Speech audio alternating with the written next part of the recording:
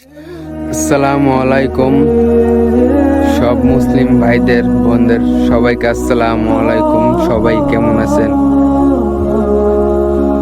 আজকে কিছু কথা বলতে আসছি আপনাদের মাঝে। কোনোদিন এই ধরনের কথা বলি নাই আমি, তারপরও আমি একজন মুসলমান, এটা আমার হক বলার। আমি বলবো, বর্তমানে পুরা দুনিয়ায় আপনারা জানেন কি হইতাছে, পুরা দুনিয়ার মধ্যে কি হইতাছে এটা আপনারা জানেন।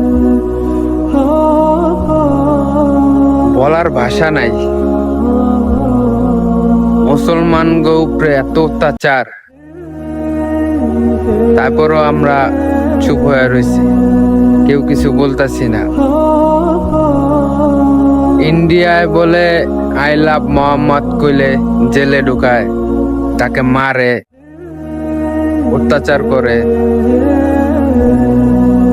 অনেক ধরনের। আর কি বলুন, ইন্ডিয়ায় চলতেছে মুসলমানের উপর অত্যাচার। এই মোদি আসার পর থেকে অনেক অত্যাচার চলতেছে মুসলমান উপরে। মসজিদ ভাঙ্গা দেওয়া, মাস্টার প্ল্যান দেন। ইন্ডিয়ায় মুসলমানের উপরে অত্যাচার চলতেছে। আর আমাদের ফিলিস্তিন ভাই বোনের উপরে কি পরিমাণে বোমা হামলা চালানো হচ্ছে। আমি এই কথাটি বলতেছি বাংলাদেশ থেকে। আমি একজন বাংলাদেশের নাগরিক। আমাদের হাতে তো শক্তি নাই, পাওয়ার নাই যে আমি ওখানে যাব। আমার যদি হাতে অত শক্তি থাকতো, পাওয়ার থাকতো, আমি অবশ্যই যাইতাম। যুদ্ধর ময়দানে লাগলে যুদ্ধ করতাম। তারপর আমি একটা কথা বলি, আমাদের মুসলিম ভাইরা যারা খাবারের জন্য দফরায় মারা গেছে, খাবারের জন্য। ফিলিস্তিনে গাজায় রওনা দিল, 50টি মতন জাহাজ খাবার নিয়ে গেছিল।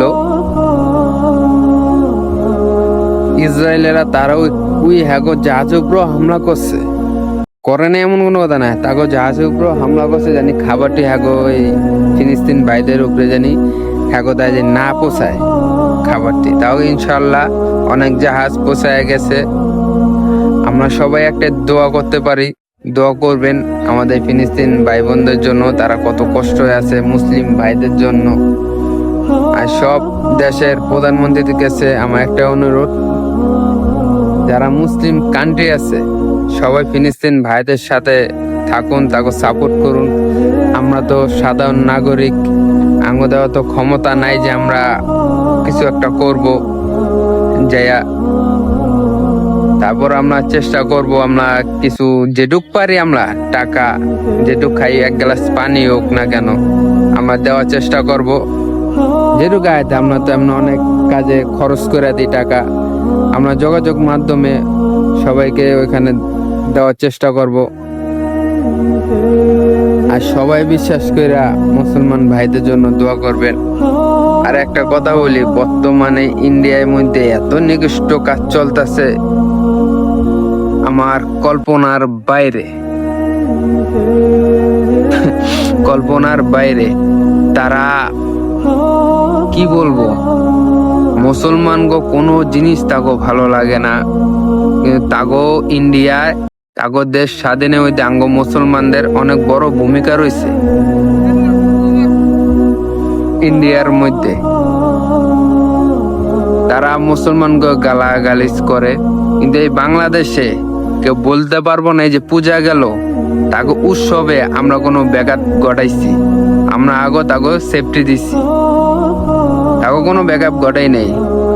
তোমরা হিন্দুরা, ঠিক আছে, ধর্মীয় নামে মানুষের অত্যাচার করো, ধর্মীয় নামে ভেঙ্গাও। আমরা কাউকে ভেঙ্গাই না। আজ পর্যন্ত কোনো হিন্দুরে কইতে পারবেন না, আর কোনো হিন্দু কইতে পারবো না বাংলাদেশে তাকে অত্যাচার করা হয়েছে। আর তোমরা ইন্ডিয়ার মধ্যে ওরা বহুত ফাল পারো। মুসলমানরা বর্তমানে চুপ রয়েছে। আমরা মুসলিম ভাই, আমাকে ধৈর্য ধরে রাখতে হয়, আমরা ধৈর্যশীলী। মুসলমানরা এখন চুপ রয়েছে। যে ধৈর্য পার হয়ে যাবে সোমবারা, তোমরা তাকে ঠেকাইতে পারবা না। এই জন্য বলে এসব বাদ দাও। আর কি বলবো, আমার কোয়ার মতন কিছু বাইরেতে আছে না মুখ দিয়া।